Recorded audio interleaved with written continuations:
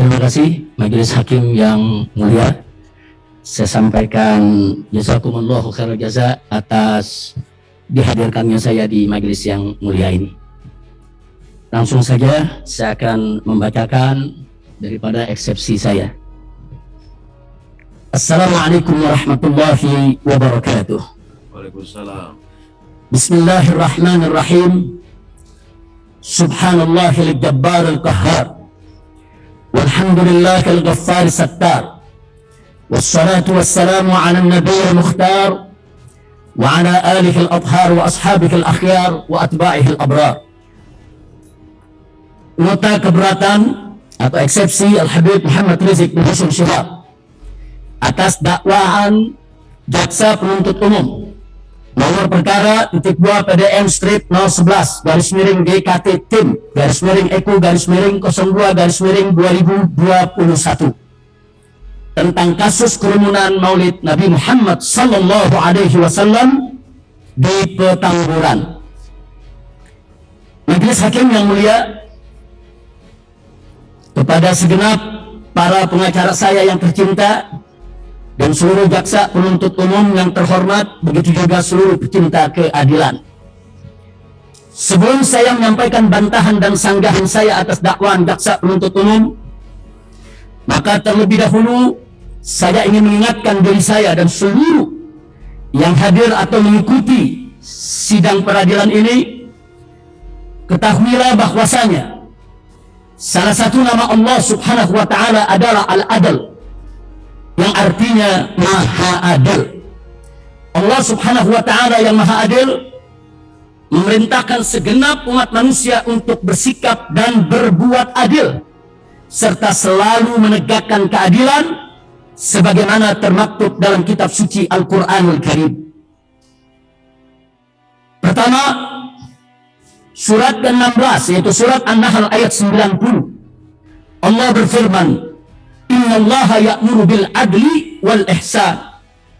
Sesungguhnya Allah subhanahu wa ta'ala memerintahkan berlaku adil dan berbuat kebajikan. Kedua, surat keempat, yaitu surat An-Nisa ayat 58. Di mana Allah subhanahu wa ta'ala berfirman, wa idza hakamtum bainan nasi an tahkumu bil adl, yang artinya, dan apabila kalian menetapkan hukum di antara manusia, maka tetapkanlah hukum dengan adil. Yang ketiga, yaitu surat kelima, surat Al-Maidah ayat 8, di mana Allah subhanahu wa ta'ala qala, ya ayyuhalladzina amanu kunu qawamina lillahi syuhada'a bil qist wa la yajrimannakum sana'anu qaumin ala alla ta'dilu i'dilu huwa aqrabul taqwa wattaqullah. Dalam ayat ini Allah menyatakan, ya ayyuhalladzina amanu, hei orang-orang yang beriman, kunu qawamina lillah, yaitu jadilah kalian orang-orang yang menegakkan kebenaran karena Allah, syuhada'a bil qist, dan jadilah saksi-saksi dengan adil. Wala yajrimannakum sana'an qaumin, dan jangan sampai sekali-kali kebencianmu kepada suatu kaum ala alla ta'dilu, yaitu mendorong kamu untuk bersikap tidak adil. I'dilu, adillah kamu semua, huwa aqrabul taqwa, sesungguhnya sikap adil itu lebih dekat kepada takwa, wattaqullah, dan bertakwalah kepada Allah subhanahu wa ta'ala. Keempat, masih surat Al-Maidah ayat ke-42. Wallahu subhanahu wa ta'ala qala, wa in hakamta fahkum bainahum bil qist innallaha yuhibbul muqsitin. Jika kamu memutuskan perkara di antara mereka, maka putuskanlah dengan adil. Sesungguhnya Allah menyukai orang-orang yang adil. Yang kelima, dalam surat ke-6, yaitu surat Al-An'am ayat 152. Wallahu subhanahu wa ta'ala qala, wa idza qultum fa'dilu walau kana dza qurba. Bila kamu berkata, maka berkatalah dengan adil, walau terhadap kerabat atau orang dekat sendiri. Subhanallah. Jadi keadilan merupakan harga mati yang wajib ditegakkan oleh umat manusia. Dan Allah subhanahu wa ta'ala yang maha adil mengharamkan kezaliman atas zatnya dan atas segenap umat manusia. Allah subhanahu wa ta'ala yang maha adil berfirman dalam hadis qudsi, sebagaimana disampaikan oleh Nabi Muhammad sallallahu alaihi wasallam bahwasanya Allah berfirman, ya ibadi inni haramtu zulma ala nafsi wa ja'altu muharraman bainakum fala tadzalamu. Wahai hamba-hambaku, kata Allah, ini haramtu zulma ala nafsi, sesungguhnya aku mengharamkan kezaliman atas diriku sendiri, atas zatku. Wa ja'altuhu muharraman bainakum, dan aku telah jadikan kezaliman itu sebagai sesuatu yang haram di antara kamu sekalian, wahai hambaku. Fala tadzalamu, maka itu janganlah kamu saling menzalimi. Lalu Rasulullah sallallahu alaihi wasallam menegaskan dalam hadis sahihnya, beliau berkata, iyyakum wadzulma fa inna dzulma dzulumatul yaumal qiyamah. Kata Nabi alaihi salatu wasallam, jauhilah oleh kamu sekalian kezaliman, karena kezaliman itu merupakan aneka kegelapan di hari kiamat. Majelis hakim yang mulia dan seluruh pecinta keadilan, bahwa dalam suatu peristiwa tatkala ada seorang wanita Quraisy mencuri di zaman Nabi alaihi salatu wassalam, kemudian divonis potong tangan oleh Rasulullah sallallahu alaihi wasallam sesuai hukum Allah subhanahu wa ta'ala, maka sejumlah pemuka Quraisy mengutus orang yang dicinta Nabi alaihi salatu wassalam, yaitu Usamah bin Zaid bin Harithah radhiyallahu ta'ala anhuma, untuk menemui Nabi alaihi salatu wassalam dan memohon dispensi keringanan agar wanita Quraisy si pencuri tersebut tidak dipotong tangan. Namun Rasulullah sallallahu alaihi wasallam marah seraya berkata, ya Usama, atasfa'u fi haddin min hududillah. Hei Usama, adakah kamu ingin memberikan maaf, keringanan, dispensasi dalam suatu perkara hukum yang sudah ditetapkan hukumnya oleh Allah subhanahu wa ta'ala? Kemudian Rasulullah mengumpulkan para sahabatnya dan bersabda di hadapan mereka. Nabi mengatakan, innama halaka man kana qablakum idza sarqa fihimus syarif tarakuhu wa idza sarqa fihimud dha'if yuqamu alaikil had wa illallah in kanat Fatimah bint Muhammadin sarqat laqata'tu yadaha. Di mana Nabi mengatakan, innama halaka man kana qablakum, sesungguhnya umat sebelum kamu dibinasakan oleh Allah subhanahu wa ta'ala gara-gara persoalan apa? Lantaran idza sarqa fihimus syarif, jika ada orang yang dipandang terhormat, dianggap mulia, kemudian mereka mencuri, tarukuhu, akan tetapi dibiarkan, ditinggalkan, tidak dihukum. Wa idza sarqa fihimud dha'if, tapi tatkala orang lemah, wong cilik, rakyat jelata yang mencuri di tengah mereka, yuqamu alaikil had, baru ditegakkan hukum terhadap si orang lemah tadi. Akhirnya Nabi bersumpah, wailullah, demi Allah, in kana Fatimah bintu Muhammadin sarakat, andai kata Fatimah putriku, andai kata Fatimah putri Muhammad sarakat, mencuri, laqata'tu yadaha, demi Allah, niscaya pasti akan aku potong tangannya. Subhanallah. Dari hadis sahih ini kita mendapatkan pelajaran sangat berharga. Yang pertama, betapa pentingnya penegakan keadilan. Kedua, bahwa ketidakadilan hanya membawa malapetaka. Ketiga, tidak boleh ada diskriminasi dalam penegakan hukum. Kalau tadi dalam hadis yang sudah disebutkan bagaimana segelintir masyarakat Quraisy ingin minta dispensasi dengan alasan karena wanita tadi merupakan wanita yang terhormat, maka Nabi memberikan jawaban yang luar biasa. Jangankan perempuan Quraisy tersebut, sekalipun putriku Fatimah, semua mulianya perempuan, sayyidatun nisa'il alamin, kalaupun mencuri, pasti akan aku potong tangannya. Terdakwa sementara dulu ya, penasihat hukum. Ya, silakan. Ini minta supaya keberatannya langsung dibagikan, bisa kami langsung ikuti, tandai kalau ada yang hal penting. Terima kasih Ya, yang mulia. sebentar Coba dulu ya. dibagikan semua, biar lebih bisa mengikuti.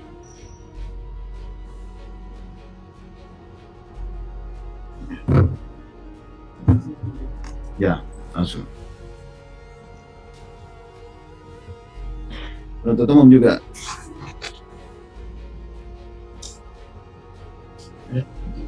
Langsung untuk penuntut umum juga diserahkan di sana. Ada sampai yang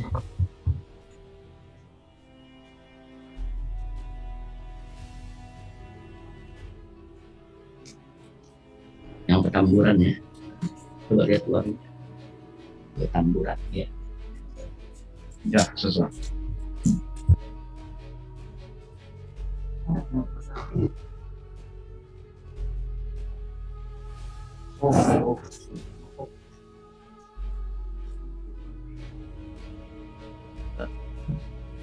Ya, silakan dilanjut. Ya, terima kasih Majelis Hakim. Saya sudah sampai di halaman 2 paling bawah. Saya lanjutkan. Bismillahirrahmanirrahim. Dari hadis sahih ini kita mendapat pelajaran sangat berharga, antara lain: 1. Betapa pentingnya penegakan keadilan. 2. Bahwa ketidakadilan hanya membawa petaka. 3. Tidak boleh ada diskriminasi dalam penegakan hukum. 4. Betapa adilnya Nabi kita Sayyiduna Muhammad sallallahu alaihi wasallam. 5. Betapa agungnya dan mulianya kedudukan Sayyidah Fatimah putri Nabi Muhammad sallallahu alaihi wasallam, sehingga Sayyidah Fatimah radhiyallahu anha dijadikan contoh utama oleh Nabi untuk memberi pesan bahwasanya jangankan wanita Quraisy yang dianggap terhormat, bahkan Fatimah Az-Zahra sekalipun, seorang mulianya wanita, pemimpin wanita semesta alam, kecintaan dan jantung hati Nabi sallallahu alaihi wasallam, namun kalau salah tetap harus dihukum. Jadi jelas, justice for all, yaitu keadilan untuk semua, sehingga semua manusia apapun suku, agama, ras dan golongannya wajib diperlakukan dengan adil. Karenanya Majelis Hakim, saya serukan melalui eksepsi ini kepada semua yang mengikuti dan menyaksikan sidang pengadilan ini, termasuk Majelis Hakim yang mulia, seluruh pengacara tercinta, semua jaksa penuntut umum terhormat, dan segenap para pecinta keadilan. Ayo tegakkan keadilan dan lawan kezaliman. Ingat, hari ini kita kumpul di pengadilan dunia, esok kita akan kumpul di pengadilan akhirat. Siapa adil di dunia akan selamat dunia akhirat. Siapa zalim di dunia akan binasa dunia dan akhirat. Sekali lagi, ayo tegakkan keadilan dan lawan kezaliman. Selanjutnya kita langsung masuk bab angka Romawi 1, yaitu pendahuluan. Kepada yang mulia Majelis Hakim, kepada yang tercinta seluruh pengacara tim advokasi saya, kepada yang terhormat semua jaksa penuntut umum, kepada yang istimewa segenap pecinta keadilan. Setelah saya membaca dan mencermati dari balik jeruji sel rutan Mabes Polri, bahkan mendengar pembacaan dakwahan jaksa penuntut umum dalam sidang ini terkait kasus kerumunan Maulid Nabi Muhammad sallallahu alaihi wasallam di Petamburan, Jakarta Pusat, maka sebagai pendahuluan saya terlebih dahulu menyampaikan keprihatinan yang mendalam atas dakwahan jaksa penuntut umum yang penuh dengan fitnah dan tuduhan keji terhadap saya dan para sahabat saya dari panitia peringatan Maulid Nabi Muhammad sallallahu alaihi wasallam di Petamburan yang ditahan bersama saya di rutan Mabes Polri, yaitu Kiai Haji Ahmad Sobri Lubis, Habib Idrus Al-Habsyi, Habib Ali Alatas, Ustadz Haris Ubaidillah, dan Ustadz Maman Suryadi. Majelis Hakim yang mulia, ada ribuan kerumunan, ada ribuan kerumunan dengan ribuan pelanggaran protokol kesehatan atau prokes di tanah air sejak awal pandemi hingga kini. Bahkan banyak dilakukan oleh tokoh nasional, mulai dari artis hingga pejabat, tidak terkecuali menteri dan presiden. Akan tetapi kepolisian dan kejaksaan hanya fokus dan serius pada kerumunan Maulid Nabi Muhammad SAW di Petamburan, yang justru kami gelar Maulid di Petamburan dengan mengikuti prokes dan dihadiri serta dijaga oleh TNI dan Polri. Bahkan Satgas COVID-19 DKI Jakarta ikut menyumbang dan membagikan ribuan masker. Kenapa kepolisian dan kejaksaan begitu sigap, penuh semangat melakukan kriminalisasi Maulid Nabi Muhammad SAW? Padahal saat tak terduga terjadi penumpukan peserta dalam peringatan Maulid di Petamburan karena tingginya antusias umat dan spontanitas kerinduan mereka, sehingga tanpa sengaja terjadi pelanggaran prokes, maka saya bersama panitia Maulid mengaku salah dan memohon maaf secara terbuka kepada segenap masyarakat ketika itu, serta sudah membayar denda sebesar 50 juta rupiah, sekaligus saya membatalkan semua rencana kunjungan silaturahmi ke daerah di seluruh Indonesia karena berpotensi terjadi kerukunan. Dan itu kami putuskan, kami tidak akan turun ke daerah sampai pandemi berakhir. Jadi saya ulangi di sini, Majelis Hakim yang mulia, kami sudah membayar denda 50 juta. Kami membuat rekaman permohonan maaf kepada masyarakat. Kami sudah mengaku salah, bahkan kami batalkan seluruh acara kami se-Indonesia. Nah, kenapa kepolisian dan kejaksaan menutup mata dan membiarkan berbagai kerumunan yang dengan sengaja melanggar prokes tanpa merasa bersalah, tidak ada minta maaf, bahkan dilakukan secara berulang kali, sudah menjadi rahasia umum yang disaksikan dan diketahui oleh semua lapisan masyarakat. Bahkan aneka kerumunan dan pelanggaran prokes yang dilakukan secara demonstratif terang-terangan oleh orang-orang dekat Presiden Jokowi dan dibiarkan oleh aparat, bahkan dibenarkan. Antara lain, 1, anak dan menantu Jokowi saat Pilkada 2020 di Solo dan Medan telah melakukan belasan kali pelanggaran prokes, tapi tidak diproses hukum oleh kepolisian maupun kejaksaan. Apa karena mereka keluarga presiden sehingga mereka kebal hukum? Yang kedua, anggota Wakimpres, yaitu Dewan Pertimbangan Presiden di Pekalongan, sejak awal pandemi selama berbulan-bulan di setiap malam Jumat Kliwon menggelar kerumunan ribuan massa tanpa jaga jarak, tanpa masker, bahkan sempat membuat pernyataan di hadapan ribuan massa untuk mengabaikan dan tidak peduli wabah corona. Namun yang bersangkutan tidak tersentuh proses hukum, baik di kepolisian maupun kejaksaan. Apakah karena dia penasehat presiden sehingga hukum tidak berlaku baginya? Yang ketiga, sahabat Jokowi, yaitu Ahok, si narapidana penista Al-Quran bersama artis Raffi Ahmad, gelar kerumunan usai menghadiri pesta mewah ulang tahun seorang pengusaha dan pembalap pada tanggal 13 Januari 2021, yaitu Sen Gerail.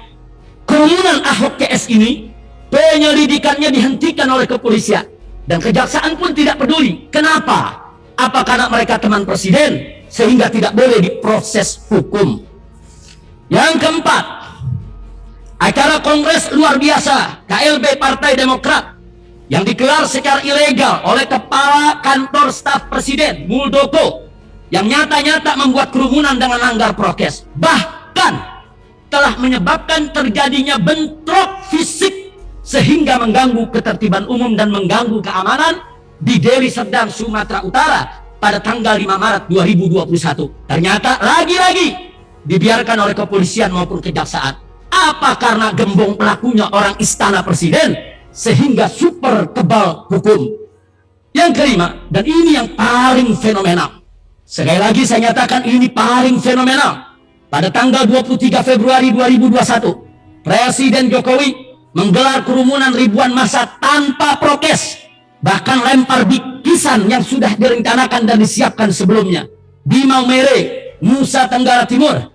Alih-alih kerumunan Jokowi dan pelanggaran prokes ini diproses hukum oleh kepolisian dan kejaksaan, bahkan masyarakat yang melapor ditolak, serta tanpa punya rasa malu, Mabes Polri langsung menyatakan tidak ada pelanggaran prokes.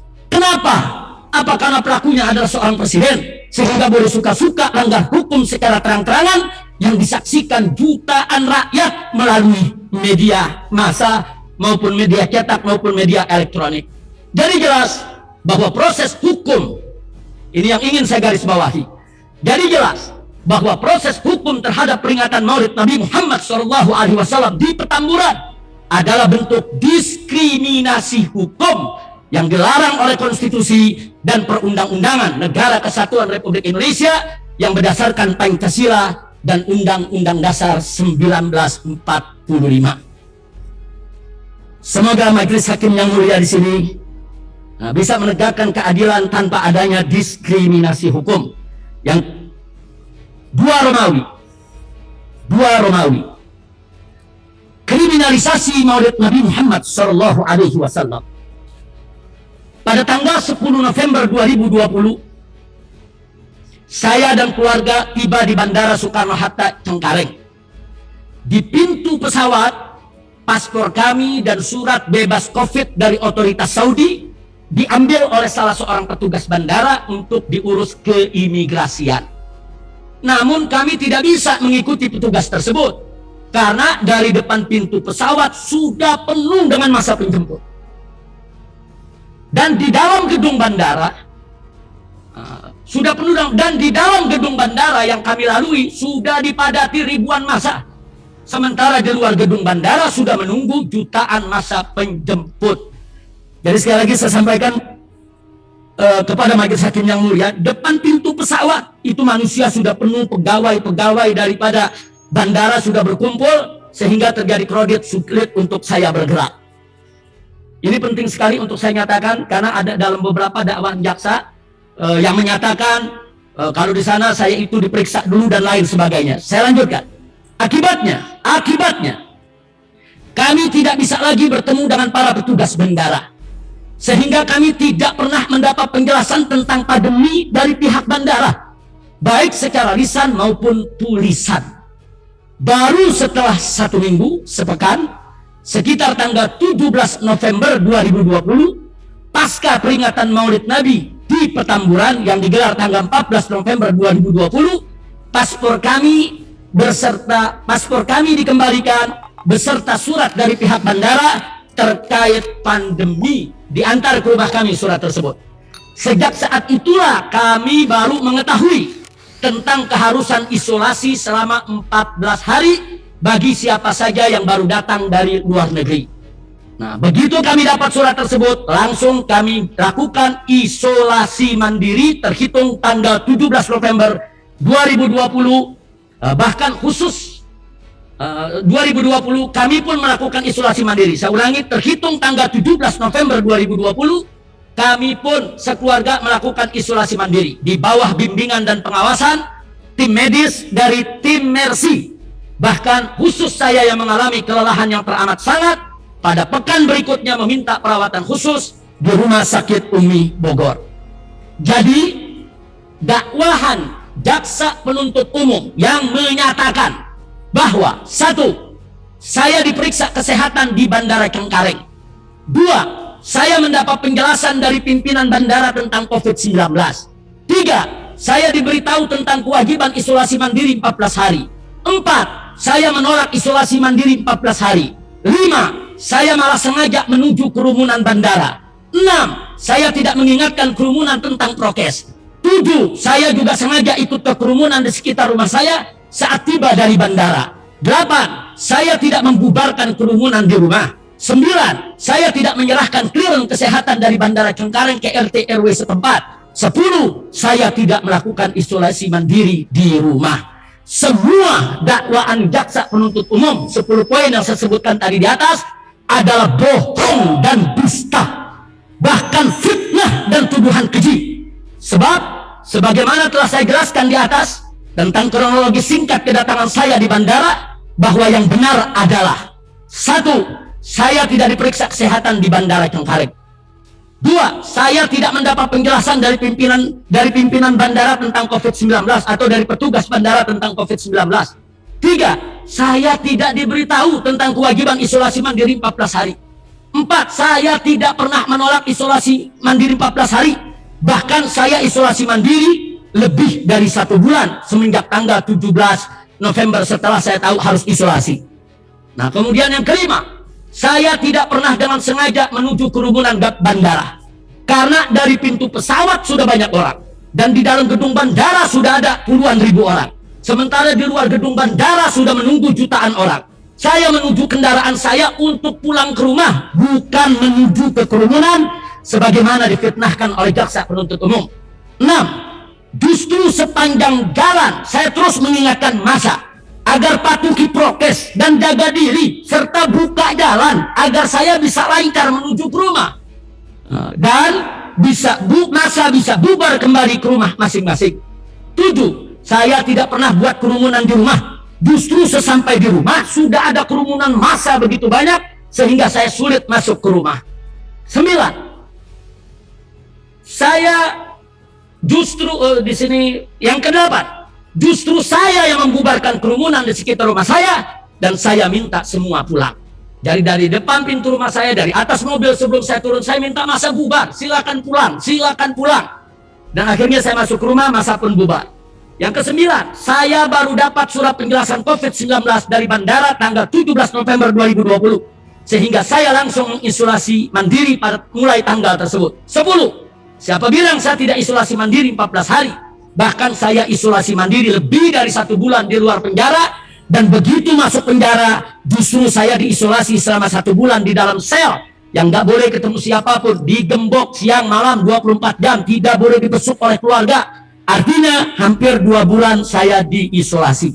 Soal terjadinya kedaruratan kesehatan masyarakat sudah terjadi sebelum kepulangan saya ke Indonesia. Justru sejumlah pejabat tinggi negara menjadi penyebab terjadinya kedaruratan kesehatan masyarakat akibat pernyataan blunder mereka soal COVID. Bahkan ada yang membohongi rakyat, antara lain 1. Menko Polhukam RI Mahfud MD membohongi masyarakat dengan menyatakan bahwa cukup dengan olahraga untuk menghadapi pandemi COVID. Pernyataan ini tersebar, ada di semua media, sampai saat ini jejak digitalnya ada. 2. Menko Maritim Luhut Binsar Panjaitan membohongi masyarakat dengan menyatakan bahwa virus corona tidak kuat dengan cuaca Indonesia. 3. Menko Perekonomian RI Erlangga juga membohongi masyarakat dengan menyatakan bahwa corona tidak akan masuk Indonesia. 4. Mantan Menteri Kesehatan RI Terawan juga membohongi masyarakat dengan menyatakan bahwa orang sehat hadapi COVID tidak perlu masker dan yang sakit pun akan sembuh sendiri sehingga tidak perlu diobati. 5. Menteri Perhubungan RI Budi Karya juga membohongi masyarakat dengan menyatakan bahwa nasi kucing membuat kebal dari corona. Sengaja 5 ini saya cantumkan di sini karena mereka semua pejabat tinggi, semuanya adalah menteri.